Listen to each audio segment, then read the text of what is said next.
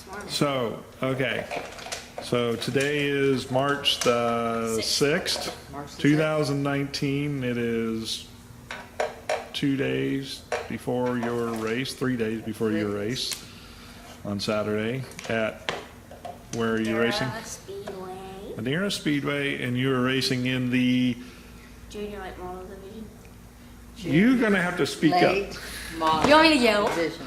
Well, I'm looking at the, either that or you're going to have to hold this. I'm going to duct tape it to my fire suit. Speak out.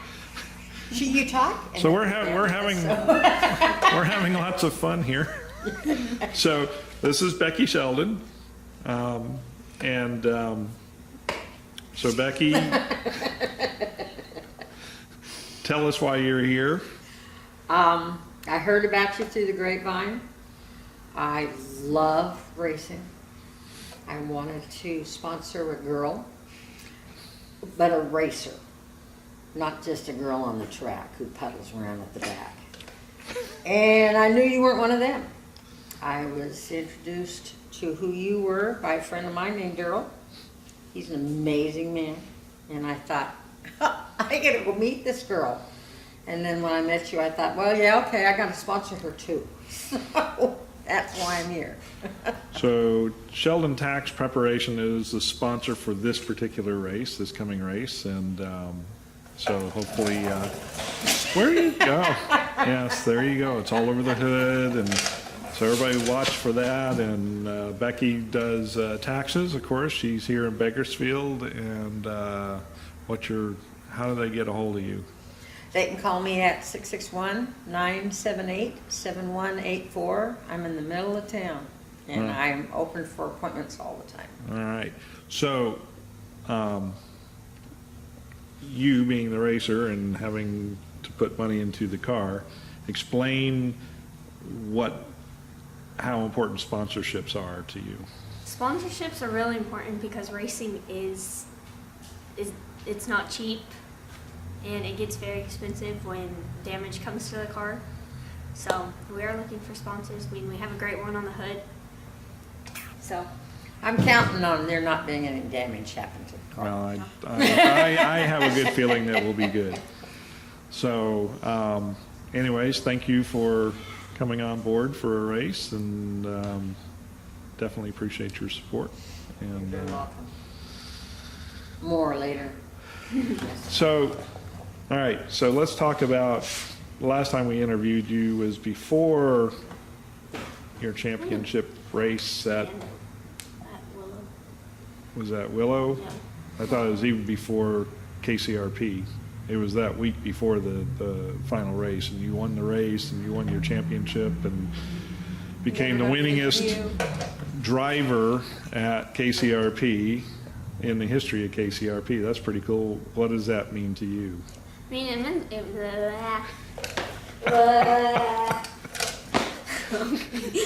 okay.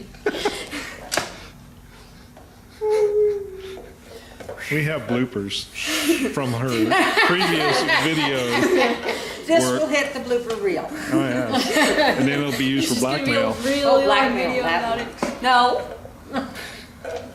When you're a cut driver, we're using this. We're selling this. Yes. No. Oh, absolutely. So what does it mean when someone says, when they tell you that you're the winningest driver at a racetrack in the history of that racetrack? That's pretty cool. Yeah, I mean, it means a lot because when I first started racing, we never thought that it would get this far. Right. So, yeah. Crazy.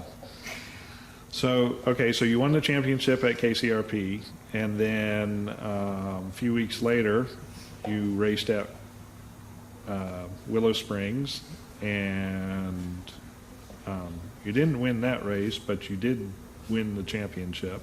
I did good. You did good, yes. Finished top 3. So, I mean, that's your 8th track championship in 6 years. That's pretty neat. I mean, who does that, right? I mean, Who'd have thunk it? I know. And now you're starting 2019. We went out and practiced it was middle of January, I think, your first practice session. So Yeah. what was that like? I know the first time you got in the car and you got it started and you went out on the track, came back, you were all smiles. But, I mean, kind of, how is that, what's that experience like compared to where you were racing the other cars? I learned a lot from getting into the late model. I mean, it's a lot easier to turn than the Bando because Yeah. of how fast we're going and the power steering. Right, And then the track feels a lot different, even though we're running on the same one. right, The track does feel smaller. And don't really think about the car being bigger on the right side because you're not straight in the middle. right. So, Plus the cars are, what, another 2,000 pounds, 2,300 pounds heavier, so a lot more weight. And you got up to speed pretty quickly. Then we went out a second time, and you got out there and you acted like you had been doing it for a while. So, I mean, you had adjusted to the car pretty quickly. You did spin out a couple times, but that's okay because you kind of were pushing the limits. and you learn from your mistakes, and I made maybe like 2 or 3 on my track. Gave your dad your dad was nervous the first race or the first practice session because he was afraid you were going to hit the wall, but that never happened. So we did two sessions at Willow, and then you were invited to do a closed session up at Madera with Buddy Shepard, and well, it was just Buddy Shepard and you, and I think that was it, right? Yeah. So what was that like, racing or practicing at Madera? For sure the track felt different from the Bando. And then the wall, I wasn't on, like right next to the wall where I should have been, but I wasn't too far away from it. And I was following Buddy's lines because the track was green, so he did leave some rubber marks. I followed those and they got up to speed, and the track felt good. So you had like five sessions, 6 sessions, and it wasn't until the 4th practice session you actually hit the rev limiter. Yeah.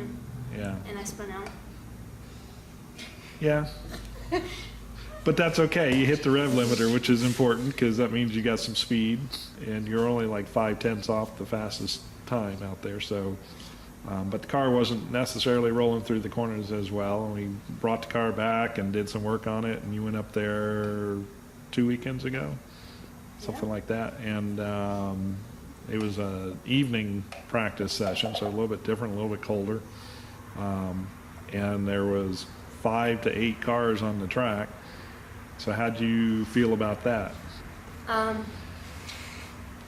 For sure, I felt scared at first. Like the first practice we went out, I wasn't very comfortable with the other cars on the track, and then towards the end, I was getting ready to pass a kid, and we didn't know where he was going, so he kind of just like stuck to the bottom. The blue number 1, Yeah. the one that spun out? Like the 7. Oh, okay, yeah, him Yeah, too. the 7 one. And then I think it was like the third practice, we passed the 1. Yeah, and you made it look like you'd been doing it all your life. That was, of course, your dad was like all, woo. Yeah.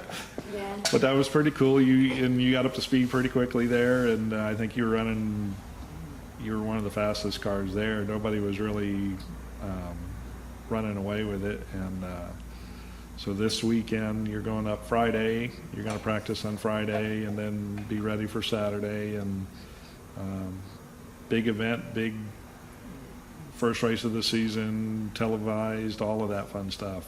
So what do you think of Kenny Shepard and that whole program? Because it seems like they are geared towards working with the younger drivers. I feel like he's doing a lot for the track, but he's putting a lot of work in for the youth drivers, because he did make a feeding division for the junior light models, and for racing the bandos at that track, I know how it feels to be like in the feeder division. Right.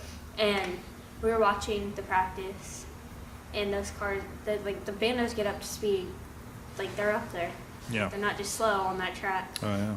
And it's not like you can run flat foot in the bandos, but you can. It just slows down your momentum. Yeah. Then the junior light models, you have to be all the way off the gas. Yeah. It's a different Yeah. technique. Like in the bando, you can still be on the gas a little bit and it just rolls through the corners. So I know you've been out here when we've been working on the car, and there's a lot more to this car, as far as lots of little things that you have to pay attention to, and a lot more notes that we take. And so how's your education coming along as far as getting to learn the car? It's coming along good. I mean, there was one night, everyone was out here, and like they took the hood off, and they were like explaining everything to me, asking me a bunch of questions about it. I mean, the motor seems 10 sizes bigger than the bando, and it costs almost 10 times more than the bando.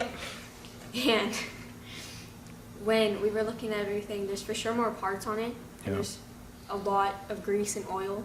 Remember, I'm taking off the tires, and I had to pull something off under, like behind the tire, and I had grease all over my hand, and I, for some reason, wiped my forehead, and I had like grease across my forehead. You're indoctrinated. So, you've got drivers like Tony Stewart, Kurt Busch, Kyle Busch. I know your favorite.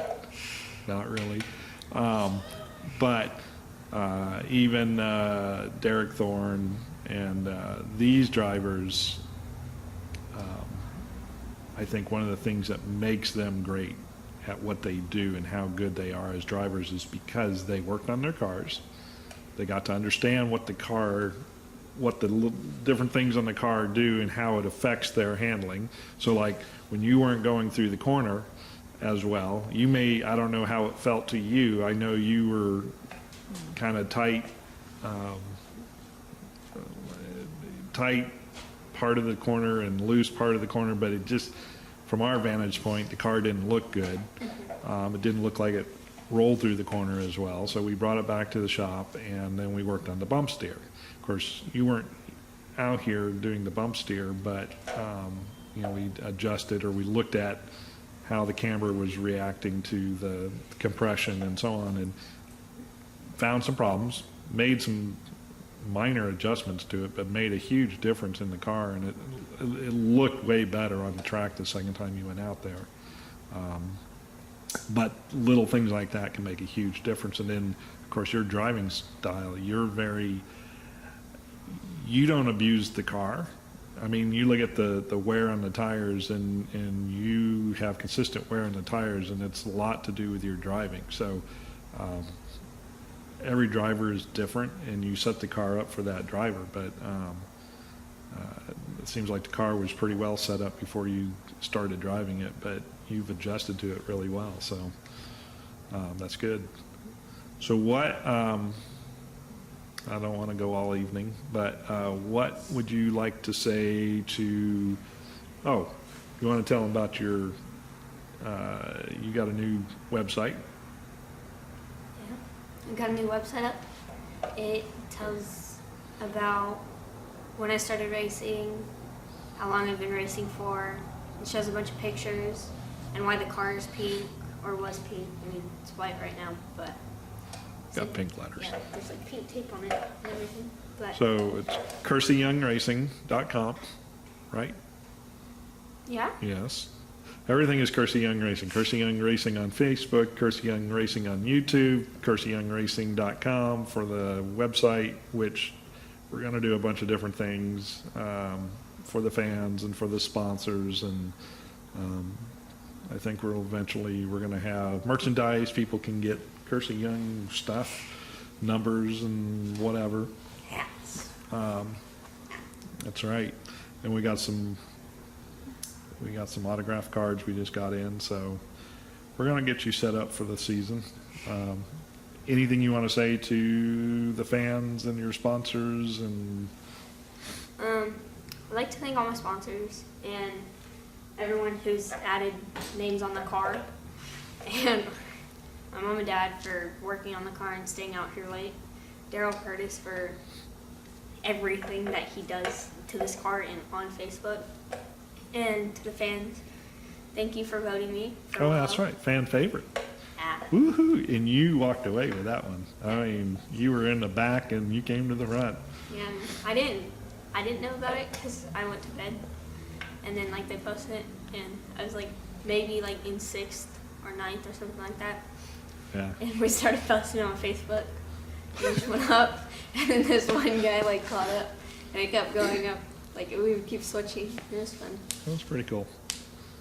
Well, it is always fun to talk to you, and good luck on Saturday. I know you will do well, and catch her on MAV TV. I don't think it'll be live that night, but it will be showing up a week or two after, so check your schedules and check KercieYoungRacing.com and look for the schedules and when things are coming up. So, and thank you so much. Thank you. All right. She needs to be standing next to you.